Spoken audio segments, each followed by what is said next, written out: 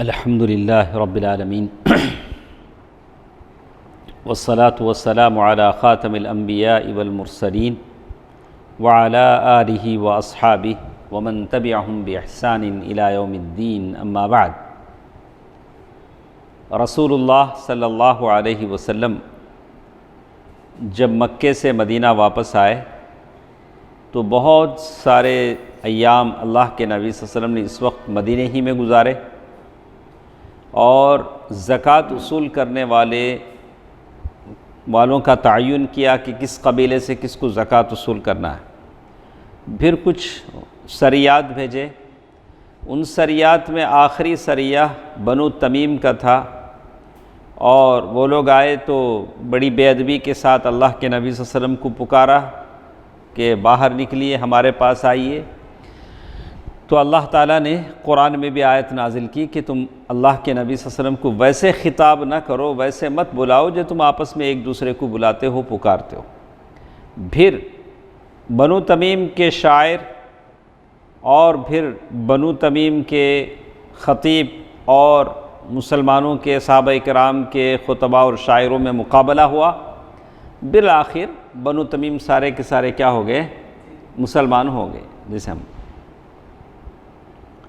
تو آخر میں یہ ہوا کہ سارے کے سارے اسلام قبول کر لیے، اور اللہ کے نبی صلی اللہ علیہ وسلم نے ان کو بہترین تحائف سے نوازا، تحفے تحائف دیے، اور ان کی عورتوں اور بچوں کو واپس کر دیا جو قیدی بن کر آئے تھے۔ اس کے بعد ایک اور سریہ قطبہ بن عامر 9 سن ہجری میں یہ ہوا، سفر کے مہینے میں۔ یہ سریہ تربہ کے قریب تبالہ کے علاقے میں قبیلہ قطعم کی ایک شاخ کی جانب روانہ کیا گیا۔ قطبہ 20 آدمیوں کو لے کر روانہ ہوئے، ان کے ساتھ 20 آدمی ہیں، 10 اونٹ ہیں، تو ایک ایک اونٹ پر کتنے سوار ہو رہے ہیں؟ ابھی اللہ کے نبی صلی اللہ علیہ وسلم نے جعرانہ میں تقسیم کیا تو ابو سفیان کو کتنے سارے اونٹ دے دیے؟ 300 اونٹ دے دیے۔ یہاں پھر حالت کیا ہے؟ 20 آدمی ہیں، 10 اونٹ 20 آدمیوں کو تقسیم ہو رہے ہیں، باری باری لوگ سوار ہو رہے ہیں۔ مسلمانوں نے رات کے وقت حملہ کیا، فریقین کے بہت سارے لوگ زخمی ہوئے، لیکن جو امیر تھے، نام کیا تھا؟ قطبہ، جو 20 آدمیوں کے جو امیر تھے وہ مارے گئے، اور بہت سارے لوگ بھی مارے گئے، لیکن مسلمان بھیڑ بکریوں اور بال بچوں کو مدینہ ہاک لے آئے، لیکن ان کے جو امیر تھے قطبہ، ان کا انتقال ہو گیا۔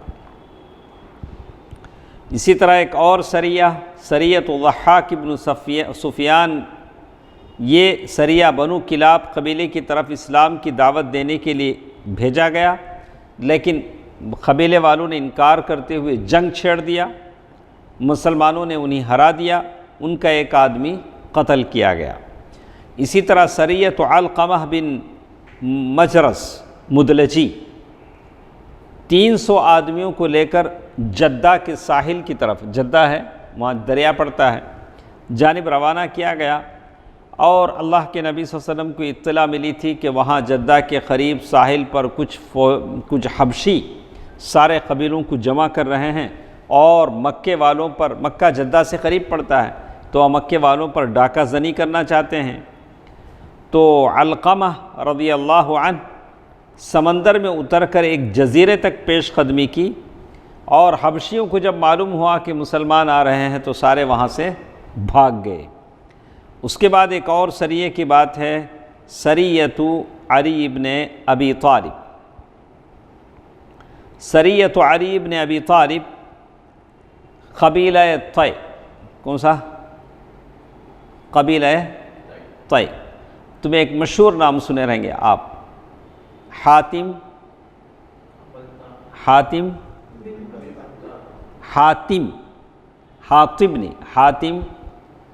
طائی۔ تمہیں زیادہ خرچہ کرے تو تمہارے گھر میں کیا بولیں گے؟ امی بڑا حاتم طائی بنے سو۔ تو یہ نام ہم سنتے ہیں حاتم طائی، اصل میں وہ قبیلہ طی ہے۔ وہ کیا ہے؟ قبیلہ طائی۔ تو حاتم طائی اسی قبیلے کے تھے، قبیلہ طی۔ اس قبیلے کی طرف بھیجا اللہ کے نبی صلی اللہ علیہ وسلم نے علی رضی اللہ تعالیٰ عنہ۔ وہاں ایک ان کا بت تھا جس کا نام قلس قاف لام سین، جیسے کلیسا بولتے نہیں ہم، تو وہ لوگ عیسائی تھے، وہ ایک مذہب کے معنی۔ تو اللہ کے نبی صلی اللہ علیہ وسلم نے علی رضی اللہ تعالیٰ عنہ کو بھیجا قبیلہ طی کی طرف، جا کر اسے کیا کر دو، ڈھا دو۔ حاتم طائی مشہور سخی ہیں، مشہور سخاوت کرنے والے ہیں۔ تو اللہ کے نبی صلی اللہ علیہ وسلم نے علی رضی اللہ تعالیٰ عنہ کو 100 اونٹ اور 50 گھوڑوں سمیت 150 آدمی کو دے کر روانہ کیا۔ جھنڈیاں کالی تھیں اور سفید پھریرا تھا۔ مسلمانوں نے فجر کے وقت حاتم طائی کے قبیلے پر طے پر چھاپا مار کر وہ جو بت تھا کلیسا اسے ڈھا دیا، اور قیدیوں اور چوپایوں اور بھیڑیوں پر قبضہ کر لیا۔ انہی قیدیوں میں ایک خاتون تھی، وہ خاتون حاتم طائی کی بیٹی تھی۔ وہ حاتم طائی جو بڑی سخی تھے ان کی بیٹی تھی۔ ان کو ایک بیٹی ایک بیٹا، ان کے بیٹا کو عدی بن حاتم اپنے قبیلے کے راجا تھے، وہ نکل کے بھاگ گئے، بہن کو کیا کر دیا، چھوڑ دیا، باپ تو تھا نہیں، حاتم طائی انتقال کر گئے تھے۔ تو وہ قلس یعنی ہر بت کا خزانہ ہوتا ہے، جیسے مندر کے خزانے ہوتے ہیں، مسجد کی ہنڈی ہوتی ہے، درگاہ کے ہر لوگ وصول کرتے ہیں ہر جگہ۔ تو وہ جو بت کا جو خزانہ تھا، اس خزانے میں 3 تلواریں، کیا تھیں، 3 تلواریں، 3 زرہیں۔ مسلمانوں نے راستے میں کیا کر دیا، مال غنیمت تقسیم کر لیا۔ علی رضی اللہ تعالیٰ عنہ کے ساتھ گئے تھے، 300 آدمی ہیں، مسلمانوں نے مال غنیمت تقسیم کر لیا۔ البتہ کچھ مال اللہ کے نبی صلی اللہ علیہ وسلم کے لیے الگ کر لیا، اور حاتم طائی کا جو خاندان ہے اس کو تقسیم نہیں کیا۔ حاتم طائی کے جو بچے بڑے، حاتم طائی کی بیٹی، ان کو کیا نہیں کیے، ان کو تعرض نہیں، اس لیے کہ وہ راجہ کے خاندان کے بادشاہ تھے۔ مدینہ پہنچے تو حاتم طائی کا نام سنے ہیں؟ نہیں، بڑا سخاوت کرنے والے تھے وہ دونوں، بہت سخاوت کرتے تھے کہتے ہیں۔ تو کہتے ہیں مدینہ پہنچے تو حاتم طائی کی جو بیٹی تھی اللہ کے نبی صلی اللہ علیہ وسلم سے رحم کی درخواست کی، بولی اللہ کے رسول صلی اللہ علیہ وسلم، یہاں جو آ سکتا تھا وہ لاپتہ ہے۔ کون وہ؟ ان کا بھائی عدی بن حاتم، جو یہاں آ سکتا تھا وہ کیا ہے، لاپتہ ہے۔ ابا گزر چکے ہیں۔ حاتم طائی آج تک دنیا کیا کرتی ہے، حاتم طائی کو جانتی، اتنی بڑی ان کی کیا تھی، سخاوت تھی، اتنا سخاوت کرتی۔ تو ابا دنیا سے، والد گزر چکے ہیں، اور میں بوڑھیا ہو گئی ہوں، ان کی عمر ہو گئی تھی، حاتم طائی کی جو بیٹی تھی۔ اگر مجھے کسی کی کنیز باندی بنا دیں گے تو میں خدمت نہیں کر سکتی۔ میں کیا نہیں کر سکتی، میں خود بوڑھی ہوں، میں کسی کی خدمت نہیں کر سکتی، نوکرانی بنا دیں گے تو میں خدمت نہیں کر سکتی۔ آپ مجھ پر احسان کیجئے۔ کسے بول رہے ہیں؟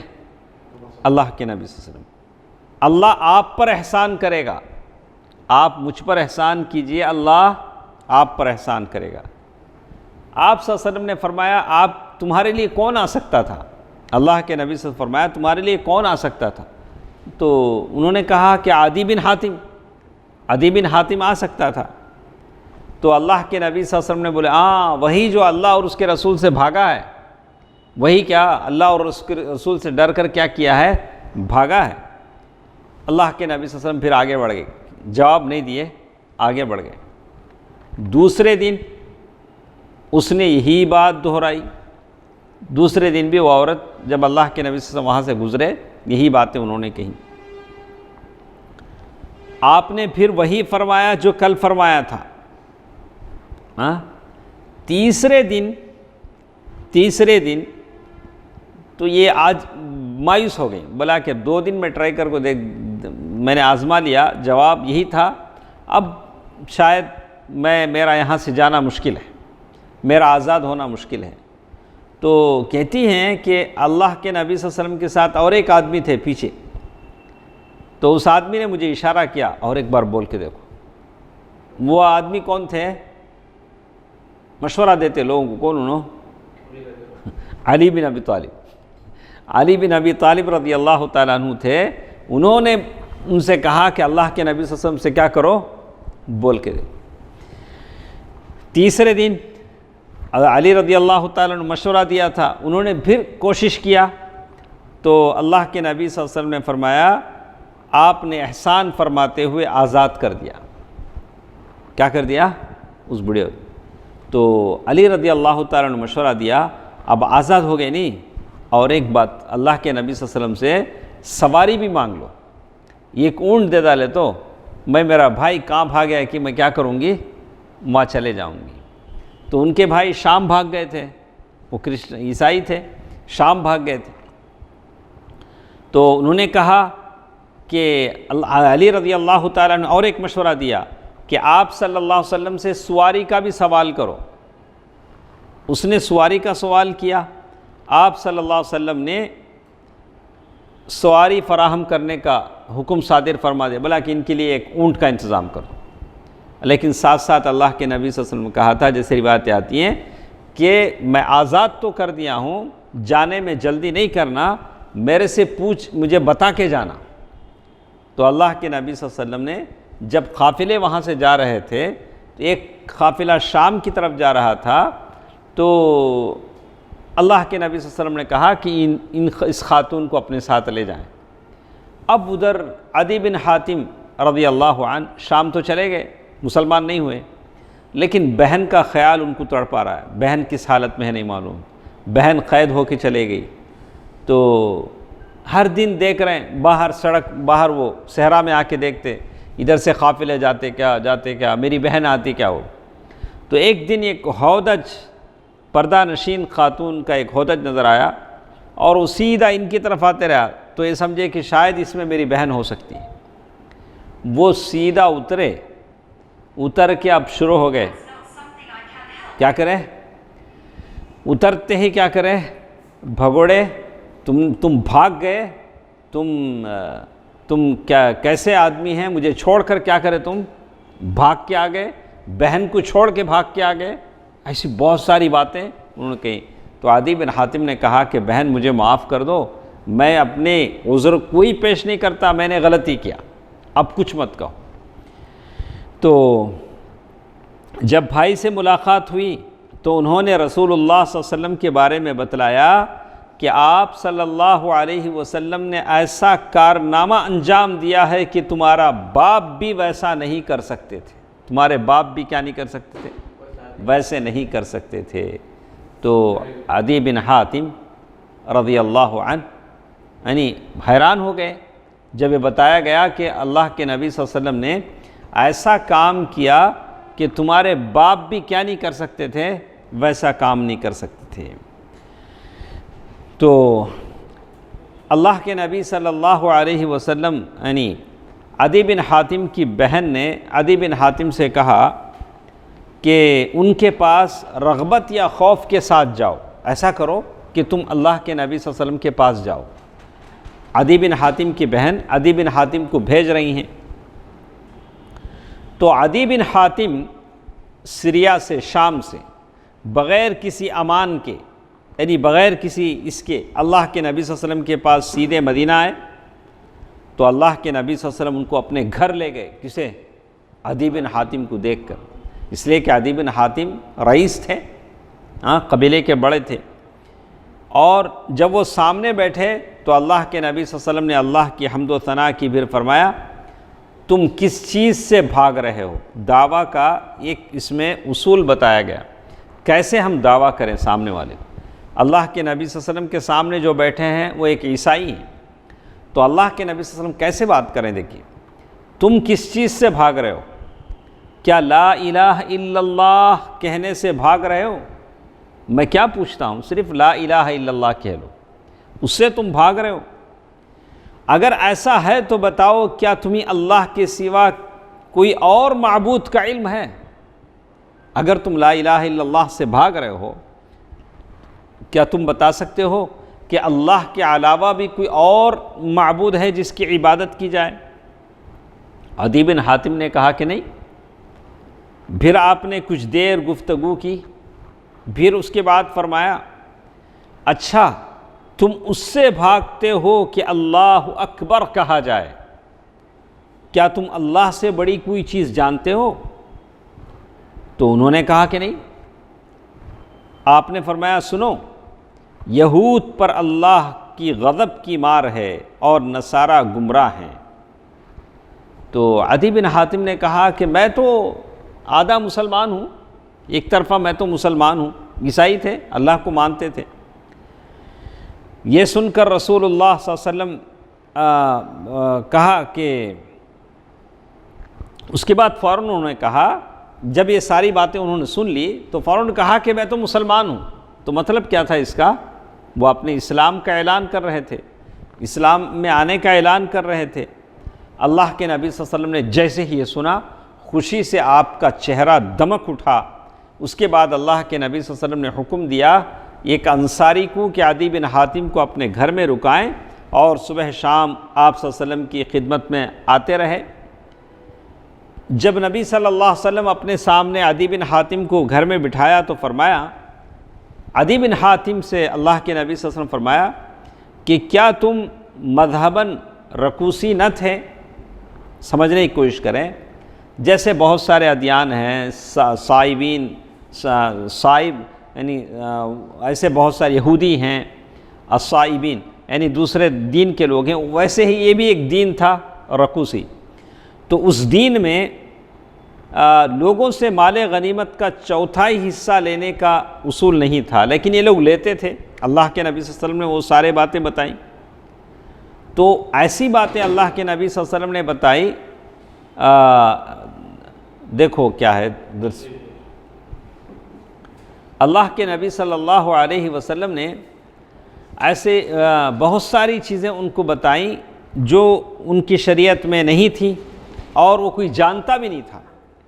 تو اللہ کے نبی صلی اللہ علیہ وسلم کی جب یہ باتیں انہوں نے سنا، اللہ کے نبی صلی اللہ علیہ وسلم کی جب یہ باتیں سنا تو ان کو معلوم ہو گیا کہ اللہ کے نبی صلی اللہ علیہ وسلم اللہ کے نبی اور رسول ہیں۔ تو مسند احمد کی روایت ہے کہ نبی صلی اللہ علیہ وسلم نے فرمایا کہ اے عدی، اسلام لاؤ سلامتی سے رہو گے۔ کیا بولے؟ اسلام لاؤ سلامتی سے رہو گے۔ تو عدی بن حاتم نے کہا کہ میں تو ایک دین کا ماننے والا ہوں، یعنی وہ عیسائی تھے۔ اللہ کے نبی صلی اللہ علیہ وسلم نے فرمایا کہ میں تمہارا دین تم سے بہتر طور پر جانتا ہوں۔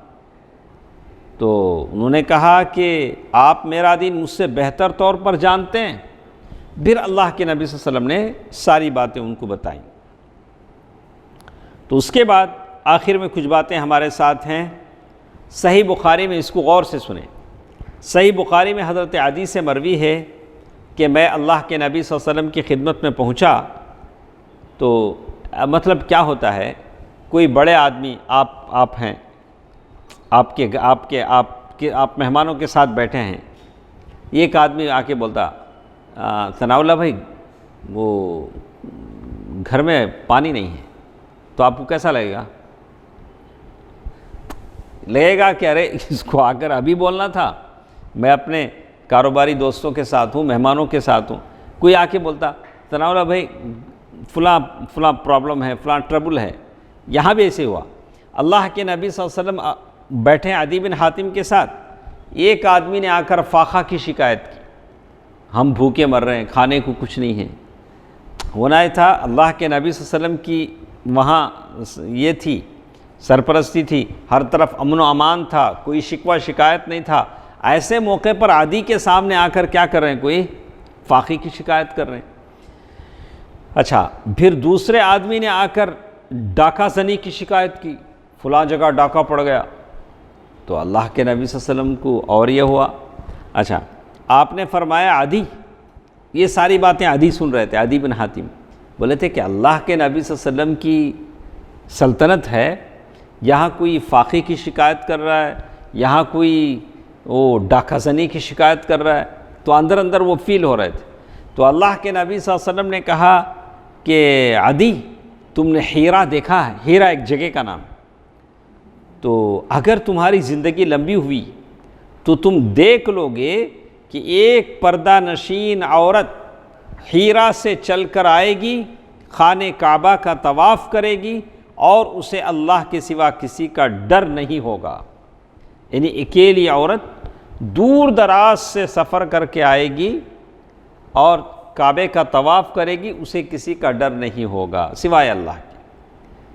اچھا، اللہ کے نبی صلی اللہ علیہ وسلم نے یہ بات جب بولا ہے تو اس میں کیا دلیل ملتی ہے شعیب؟ ہاں نہیں، دلیل کیا ملتی ہے؟ اکیلی عورت سفر اللہ کے نبی صلی اللہ علیہ وسلم نے بتایا کہ اکیلی عورت ہیرا سے سفر کر کر کعبۃ اللہ تک آئے گی، طواف کرے گی، اور اسے اللہ کے سوا کسی کا ڈر نہیں ہوگا. جب اللہ کے نبی نے یہ کہا تو اس کی دلیل کیا ملتی ہے؟ اکیلی عورت سفر کر سکتی ہے، لیکن اصول ایسا نہیں. جو بطور خبر بتایا جائے اس سے آپ دلیل نہیں لے سکتے. اللہ کے نبی صلی اللہ علیہ وسلم یہاں کیا کر رہے ہیں؟ بطور ایک واقعے کے خبر کے بتا رہے ہیں. اس سے کوئی دلیل لے کے نہیں کہہ سکتا کہ دیکھو اللہ کے نبی صلی اللہ علیہ وسلم بولے اکیلے عورت سفر کر سکتی ہے بغیر محرم کے، جائز نہیں. پھر اللہ کے نبی صلی اللہ علیہ وسلم فرمایا کہ اگر تمہاری زندگی دراز ہوئی تو تم کسریٰ کے خزانے فتح کرو گے. اللہ کے نبی صلی اللہ علیہ وسلم نے بتایا کہ تمہاری زندگی لمبی ہوئی تو کسریٰ کے خزانے تم فتح کرو گے. اور اگر تمہاری زندگی لمبی ہوئی تو تم دیکھو گے کہ آدمی چلو بھر کر سونا یا چاندی نکالے گا، اور ایسے آدمی کو تلاش کرے گا جو اسے قبول کرے تو اسے کوئی قبول کرنے والا نہیں ملے گا. یعنی سونا اور چاندی لے کر آدمی ڈھونڈے گا کہ کوئی صدقہ خیرات لینے والا ہے، لیکن نہیں ملے گا. تو اسی روایت کے آخر میں حضرت عدی کا بیان ہے کہ میں نے دیکھا کہ ہودج نشین عورت ہیرا سے چل کر خانہ کعبہ کا طواف کرتی ہے. عدی بن حاتم رضی اللہ تعالیٰ عنہ نے اپنی زندگی میں دیکھ لیا، اور اسے اللہ کے سوا کسی کا ڈر نہیں. اور میں خود ان لوگوں میں سے تھا جنہوں نے کسریٰ بن ہرمز کے خزانے فتح کیے. کسریٰ کے رومن امپائر کے خزانے کیا ہوئے؟ انہوں نے مسلمانوں نے فتح کیے. اگر تم لوگوں کی زندگی لمبی ہوئی تو تم لوگ وہ چیز بھی دیکھ لو گے جو نبی اکرم ابو القاسم صلی اللہ علیہ وسلم نے فرمائی تھی کہ آدمی چلو بھر کر سونا اور چاندی بانٹنے نکلے گا، کوئی لینے والا نہیں رہے گا. وہی ایک نہیں دیکھے دنوں عدی بن حاتم، باقی ساری چیزیں اپنی زندگی میں دیکھ چکے تھے. یہ تو تھی بات عدی بن حاتم رضی اللہ عنہ کی، جو حاتم طائی کے بیٹے ہیں اور ان کی بہن تھی. تو اس سے معلوم ہوتا ہے کہ ایک بہن کی کتنی تڑپ ہوتی ہے کہ اپنے بھائی کو راہ ہدایت پر لائیں. اسی تڑپ کے ساتھ وہ اپنے بھائی کے پاس گئیں. اسی طرح ہم نے اکرمہ بن ابی جہل کی بیوی کے بارے میں دیکھا کہ کس تڑپ سے وہ اپنے شوہر کو اللہ کے نبی صلی اللہ علیہ وسلم کے ساتھ لائیں. تو یہ خاندانی تعلقات تھے صحابہ کرام کے. وہ حق کی اہمیت کو جانتے تھے کہ جیسے ہم مسلمان ہو گئے ہیں وہ بھی مسلمان ہو کر ہمارے ساتھ کیا ہو، جنت میں چلے آئیں.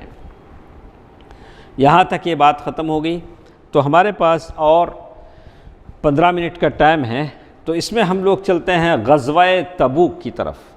غزوہ تبوک، تبوک ایک علاقے کا نام ہے. غزوہ اس میں اللہ کے ٹھیک ہے ہمارے ساتھ ہیں.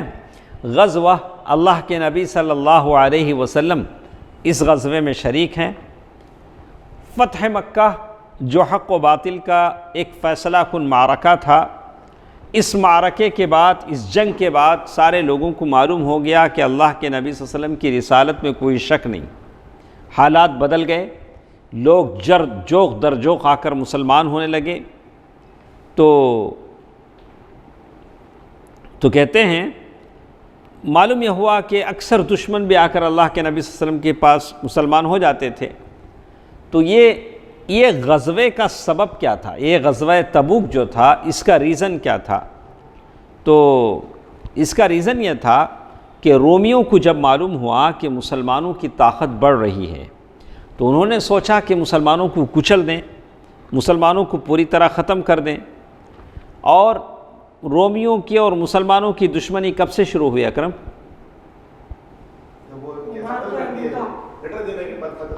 ماشاء اللہ ماشاء اللہ. دیکھیں شعیب بھائی بولے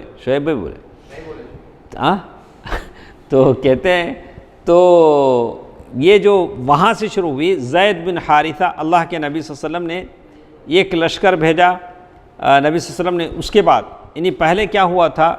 پہلے شروع وہاں سے ہوئی تھی جب مسلمانوں سے ان لوگوں نے چھیڑ چھاڑ کی. کیسے؟ وہاں کا جو امیر تھا شرحبیل بن عمر غسانی، اس کے ہاتھوں مسلمانوں کے سفیر حضرت حارث بن عمیر ازدی کا قتل ہوا. تو اللہ کے نبی صلی اللہ علیہ وسلم نے اس کا بدلہ لینے کے لیے زید بن حارثہ کی سرگردگی میں ایک لشکر بھیجا. وہ جنگ موتا کے نام سے مشہور ہوا. اس میں زید بن حارثہ رضی اللہ عنہ اور جعفر بن ابی طالب رضی اللہ عنہ اور ایک عبداللہ بن رواحہ رضی اللہ عنہ، تینوں کے تینوں شہید ہوئے. وہ جنگ موتا اس کے لیے تھا. لیکن خالد بن ولید رضی اللہ تعالیٰ عنہ مسلمانوں کو بچا کر وہاں سے آئے. اب کوشش یہ تھی رومیوں کی کہ مسلمانوں کو اب پوری طرح ختم کر دیں. تو انہوں نے جنگ کی تیاریاں شروع کر دیں. اور ادھر مدینے میں خبریں آ رہی تھیں کہ رومن امپائر مسلمانوں کو مٹانے کی تیاریاں کر رہا ہے اور پوری طرح رومیوں کا ایک ریلا آ جائے گا جو مسلمانوں کو پورا مٹا کر رکھ دے گا. اس طرح کا جیسے آپ اس کا اندازہ اب ایسے کر سکتے ہیں کتنا اس زمانے میں ڈر تھا صحابہ کو. آپ اندازہ لگا سکتے ہیں کہ اللہ کے نبی صلی اللہ علیہ وسلم اپنی بیویوں سے کسی بات پر ناراض ہو گئے. اپنی بیویوں سے کسی بات پر ناراض ہو گئے امہات المؤمنین سے. تو 1 مہینے کے لیے ایلا کر لیا تھا. کیا کر لیا تھا؟ ایلا کے معنی اللہ کے نبی صلی اللہ علیہ وسلم نے قسم کھا لیا کہ میں عورت کے پاس نہیں جاؤں گا 1 مہینہ ساری عورتوں سے. تو کہتے ہیں اللہ کے نبی صلی اللہ علیہ وسلم نے ایسا ہی قسم کھا لیا. اور اس کے بعد جیسے یہاں بتایا گیا کہ یہ بھی روایت ہے، میں پوری روایت آپ کے سامنے رکھتا ہوں. اللہ کے نبی صلی اللہ علیہ وسلم سارے بیویوں کو چھوڑ کر اوپر ایک کمرے میں چلے گئے. تنہائی پسند ہو گئے. صحابہ اکرام کو شروع میں معلوم نہیں ہوا کہ کیا ہوا ہے. انہوں نے سمجھا کہ نبی صلی اللہ علیہ وسلم نے طلاق دے دی ہے، بیویوں کو طلاق دے دی ہے. حالانکہ ایسا نہیں ہوا تھا. کیا ہوا تھا؟ ایلا کر لیا تھا. تو سارے صحابہ اکرام میں شدید رنج و غم پھیل گیا. عمر بن خطاب رضی اللہ تعالیٰ عنہ اس واقعے کو بیان کرتے ہوئے کہتے ہیں کہ میرا ایک ساتھی انصاری صحابی تھے. عمر رضی اللہ تعالیٰ عنہ جب نہیں ہوتے وہ انصاری صحابی اللہ کے نبی صلی اللہ علیہ وسلم کے ساتھ جو بھی ہوتا اس کو جا کر عمر رضی اللہ تعالیٰ عنہ کو بتاتے. عمر رضی اللہ تعالیٰ عنہ جب اللہ کے نبی صلی اللہ علیہ وسلم کے ساتھ رہتے وہ جا کر کیا کرتے؟ اپنے ساتھی کو بتاتے. کہتے ہیں ایک دوسرے کے پڑوسی تھے، باری باری اللہ کے نبی صلی اللہ علیہ وسلم کی خدمت میں حاضر ہوتے تھے. یعنی مس نہیں ہونا، اللہ کے نبی صلی اللہ علیہ وسلم کیا بول رہے ہیں، کیا ہو رہا ہے، حالات کیا نہیں ہونا، مس نہیں ہونا. اس زمانے میں غسان کے بادشاہ کا بڑا خطرہ لگا رہتا تھا. پتہ نہیں رومی کب آ جائیں، مدینے پر کب حملہ کریں.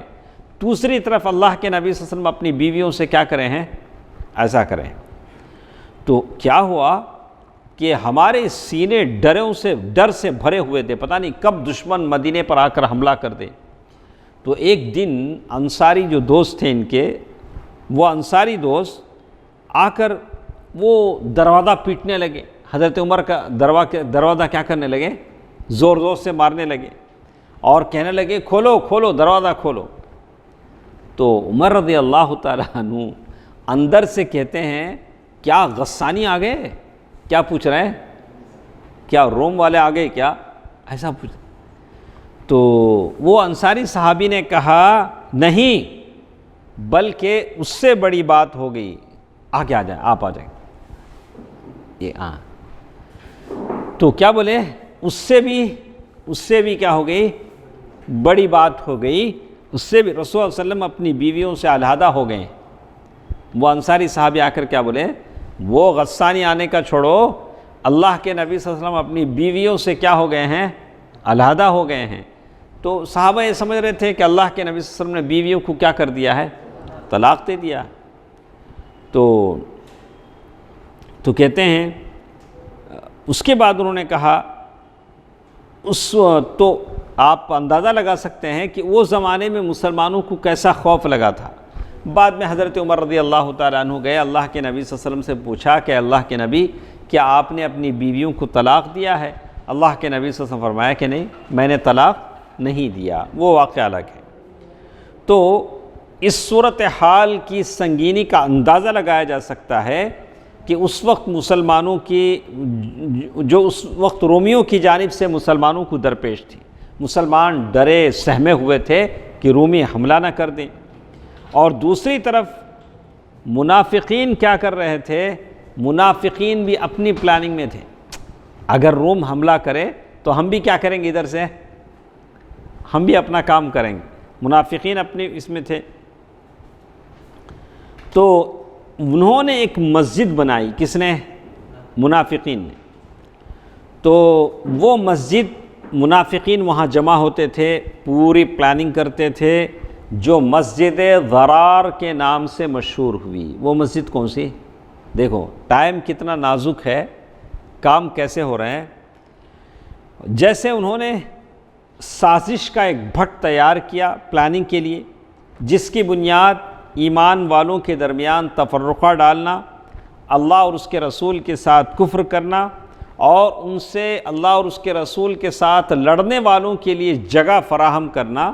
ان ناپاک مقاصد کو سامنے رکھ کر انہوں نے ایک مسجد بنائی. اس مسجد کا نام کیا تھا؟ مسجد ضرار. تو ایک مسجد بنائی، اور اللہ کے نبی صلی اللہ علیہ وسلم سے انہوں نے گزارش کی کہ آپ اس میں نماز پڑھا دیں. اللہ کے نبی صلی اللہ علیہ وسلم کے پاس آئے، آ کر بولے اللہ کے نبی صلی اللہ علیہ وسلم ہم لوگ مسجد بنائے ہیں، آپ آ کر اس میں نماز پڑھا دیں. اگر اللہ کے نبی صلی اللہ علیہ وسلم ایک بار نماز پڑھا دیں تو اس مسجد کو کیا حیثیت حاصل ہو جاتی؟ اللہ کے نبی صلی اللہ علیہ وسلم نے اس مسجد میں امامت کی. اس سے منافقین کا مقصد یہ تھا کہ وہ ایمان والوں کو دھوکے میں رکھیں اور انہیں پتہ نہ لگنے دیں کہ اس مسجد میں ان کے خلاف سازش اور دسیسہ کارروائی انجام دی جا رہی. بالکل ویسے ہی. اور مسلمان اس مسجد میں آنے جانے والوں پر نظر نہ رکھیں. مسجد میں کیا ہوتا ہے اس میں نہیں معلوم. اس طرح یہ مسجد منافقین اور اس کے باہر کے دوستوں کے لیے ایک پرامن گھونسلہ تھی. جیسے آج بہت سارے ایسی جگہ ہیں جو لوگ نام رکھ لیتے ہیں. کیا ہے؟ بہت ساری جگہ ہیں، کوئی بھی رکھ لیں، چاہے وہ کسی بھی قوم کا ہو، وہاں کوئی جاتا نہیں ہے، کوئی جا کر تحقیق نہیں کرتا اندر کیا ہوتا ہے. تو اندر بہت سارے قتل ہوتے ہیں، زنا ہوتے ہیں، بہت سارے کام ہوتے ہیں. ہر مذہب میں ایسے ہیں، ایک مذہب نہیں. جو لوگ صحیح راستے سے ہٹے ہوئے ہیں، دین کا لیبل لگا کر کچھ بھی کرتے ہیں.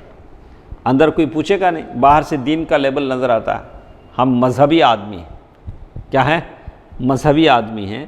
تو آدمی کی نیت میں کھوٹ ہو جاتا ہے تو مذہب کا لبادہ پہن کر کچھ بھی کر سکتا ہے. العیاذ باللہ. تو کہتے ہیں اللہ کے نبی صلی اللہ علیہ وسلم سے جب انہوں نے نماز پڑھنے کو کہا، اللہ کے نبی صلی اللہ علیہ وسلم نے ملتوی کر دیا. نہیں، آتے ہوئے پڑھیں گے. ہم کیا کریں گے؟ آتے ہوئے پڑھیں گے. تو آپ صلی اللہ علیہ وسلم نے غزوے سے واپس آ کر اس مسجد میں نماز پڑھنے کے بجائے اس مسجد کو گرا دیا، کیونکہ اللہ تعالیٰ کا حکم آیا تھا لا تقم فیہ ابدا لمسجد اسس علی التقوی من اول یوم احق ان تقوم فیہ رجال یحبون. تو اللہ تعالیٰ کا حکم آ گیا کہ اس مسجد میں آپ نماز مت پڑھیے، اللہ کے نبی صلی اللہ علیہ وسلم اس مسجد کو کیا کر دیا؟ منہدم کر دیا۔ وہ مسجد ضرار تھی۔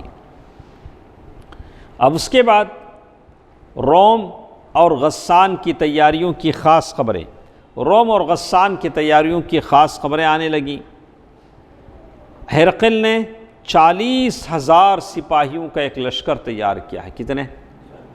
40,000 سپاہیوں کا لشکر، اور روم کے ایک عظیم کمانڈر کو اس کی کمان سونپی ہے۔ اپنے جھنڈے تلے عیسائی قبائل لخم و جذام وغیرہ کو بھی جمع کر لیا ہے۔ تو مسلمانوں کے سامنے ایک بڑا یہ آ گیا کہ اتنی بڑی فوج مسلمانوں پر حملہ کرنے والی۔ کون سے جنگ میں؟ غزوہ تبوک۔ حالات اتنے نازک تھے۔ دوسری طرف مدینے کا ماحول کیسا تھا دیکھیے، سخت گرمی کا زمانہ۔ کیا ہوا؟ سخت گرمی کا زمانہ۔ سخت گرمی کا زمانہ ہے۔ لوگ تنگی اور قحط سالی کی آزمائش سے دوچار تھے۔ لوگوں کا حال ایسا ہے، تنگ ہیں، ہاتھ تنگ ہیں، قحط سالی ہے، سواریاں بھی کم تھیں، نہیں، پھل پک چکے تھے۔ اب تو پھل کاٹنے کا ٹائم تھا، پھل پک چکے تھے، اس لیے لوگ پھل اور سائے میں رہنا چاہتے تھے۔ وہ فی الفور روانگی نہ چاہتے تھے۔ اور یہ تو تھی پرابلمز۔ دوسرا پرابلم اس میں کیا تھا؟ یہ دور کا سفر تھا۔ تبوک کی جنگ میں جانا بولے تو کیا کرنا؟ دور۔ کیا کیا پرابلم ہے؟ ایک قحط سالی ہے، تنگی ہے، دھوپ کا زمانہ ہے، سواریاں نہیں ہیں، اور اس کے بعد دور کا سفر ہے، یہ ساری چیز۔ لیکن اللہ کے نبی صلی اللہ علیہ وسلم نے یہ کیا، ایک قطعی اقدام کا فیصلہ کیا، اور اللہ کے نبی صلی اللہ علیہ وسلم نے کہا کہ رومیوں سے جنگ لڑنے میں سستی اور کاہلی سے کام نہیں لینا چاہیے، اور رومیوں کو مسلمانوں کے علاقے میں گھسنے نہیں دینا چاہیے۔ یہ بات اللہ کے نبی صلی اللہ علیہ وسلم اپنے لوگوں کے دلوں میں بٹھا رہے تھے۔ اور منافقین جو پہلے سے انتظار کر رہے تھے، رومی آئیں گے تو وہ بھی کیا ہو جائیں گے؟ رومیوں کے ساتھ مل جائیں گے۔ تو اللہ کے نبی صلی اللہ علیہ وسلم نے مسلمانوں کو جنگ کی تیاری کا حکم دیا۔ تو آپ صلی اللہ علیہ وسلم کا ہمیشہ ارادہ تھا کہ جب بھی کسی جنگ کے لیے نکلتے، جدھر جاتے ادھر نہیں بتاتے، نہیں، لیکن اس جنگ میں اللہ کے نبی صلی اللہ علیہ وسلم نے بتا دیا۔ کیوں بتایا ہارون بھائی؟ دور کا سفر ہے، مشکلوں کا سفر ہے، اس لحاظ سے صحابہ تیاری کر لیں، مکمل تیاری کر لیں۔ اس مرتبہ اللہ کے نبی صلی اللہ علیہ وسلم نے بتا دیا کہ ہم کو روم کی طرف جانا ہے، غزوہ تبوک کی طرف جانا ہے۔ اور اللہ تعالیٰ نے بھی سورہ توبہ کی بعض آیتیں نازل فرما دی مسلمانوں کو اور ابھارنے کے لیے۔ اور اللہ کے نبی صلی اللہ علیہ وسلم نے صدقہ و خیرات کی فضیلت بیان کی لوگوں کے سامنے، اور لوگوں سے کہا کہ اپنا نفیس مال اللہ کے راستے میں خرچ کرو۔ اب صحابہ ہیں اور غزوے کی تیاری میں، جنگ کی تیاری میں بڑھ چڑھ کر سامنے آ رہے ہیں۔ تو دیکھیے سارے لوگ آ گئے، سارے لوگ بڑھ چڑھ کر حصہ لینے لگے، سوائے ان لوگوں کے جن کے دلوں میں نفاق کی بیماری تھی، ہاں، اور جو لوگ فاقہ گزارتے تھے، وہ بھی آ کر اللہ کے نبی صلی اللہ علیہ وسلم سے کہتے، اللہ کے نبی ہمارے لیے ایک سواری کا انتظام کر دیجئے، ہم بھی آپ کے ساتھ آتے ہیں۔ جن کے پاس اونٹ نہیں تھے، جیسے اللہ تعالیٰ نے قرآن مجید میں کہا، لا اجد ما احملکم علیہ تولوا واعینہم تفیض من الدمع حزنا لا یجدوا ما ينفقون۔ یعنی وہ لوگ جب آتے سواری دیکھتے ہم کو سواری نہیں ہے، تو ان کی آنکھوں سے کیا ہوتے؟ زار و قدار آنسو جاری ہونے لگتے کہ ہمارے پاس وہ پیسہ نہیں ہے جو ہم اللہ کے راستے میں خرچ کریں۔ لیکن جو مسلمان تھے آگے بڑھ چڑھ کر خیرات کر رہے تھے، تو وہ خیرات کرنے والوں میں کس نے کتنا دیا، کتنا ٹائم ہے، تو کس نے کتنا دیا کل سنیں گے، تاکہ ہمارے اندر بھی کچھ دینے کا جذبہ پیدا ہو، اللہ تعالیٰ کو دینے کا جذبہ پیدا ہو۔ آپ سنیں گے تو تعجب کریں گے۔ تو ہم لوگ درس تھوڑا جلدی شروع کرتے ہیں، کل سے جلد آ جائیں۔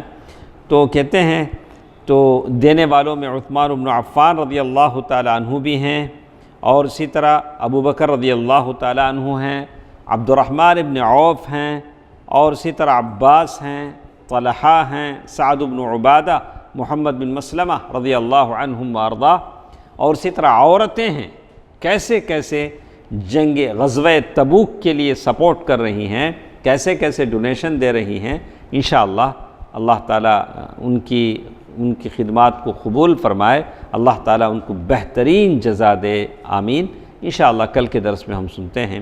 سبحانک اللہم ربنا وبحمدک، اشہد ان لا الہ الا انت استغفرک واتوب الیک۔ والسلام علیکم ورحمۃ اللہ وبرکاتہ۔